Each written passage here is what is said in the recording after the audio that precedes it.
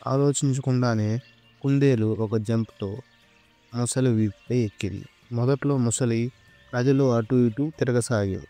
కుందేలు ఆనందంగా చుట్టూ చూస్తూ ఉంది. మొసలి నెమ్మదిగా ఒక సుడిగుండం వైపు కదలడం మొదలుపెట్టింది. దగ్గరలో ఈదుతున్న పెద్ద చేప అది గమనించి కుందేలు జాగ్రత్త, ఇది నిన్ను ముంచేయబోతుంది అని హెచ్చరించింది. ముప్పు అర్థం చేసుకున్న కుందేలు తెలివిగా నవ్వుతూ, ఓ ముసలి మామ, నువ్వు ముందుకు వేగంగా ఈదుతావు అని విన్నాను, కానీ వెనక్కి కూడా అదే వేగంగా ఈదగలవా అని అడిగింది.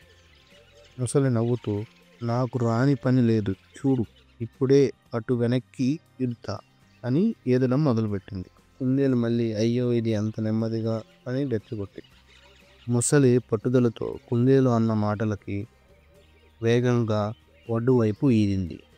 ఒడ్డుకు చేరగానే కుందేలు చురుగ్గా దూకి, ముసలిమామ, నీ ప్లాన్ నాకు తెలిసిపోయింది. మా అమ్మ చెప్పింది, ఆపదలో భయపడకుండా తెలివితో మార్గం వెతుకు అని. అందుకే నిన్ను వెనక్కి వచ్చేలా చేశాను అంటూ పరిగెత్తింది. ముసలి నోరు బయటికి పెట్టి, అయ్యో, నోటి దగ్గరికి వచ్చిన ఆహారం పోయింది అంటూ బాధపడింది. తెలివి, సమయస్ఫూర్తి ఉంటే ఎలాంటి ప్రమాదం నుంచైనా బయటపడవచ్చు.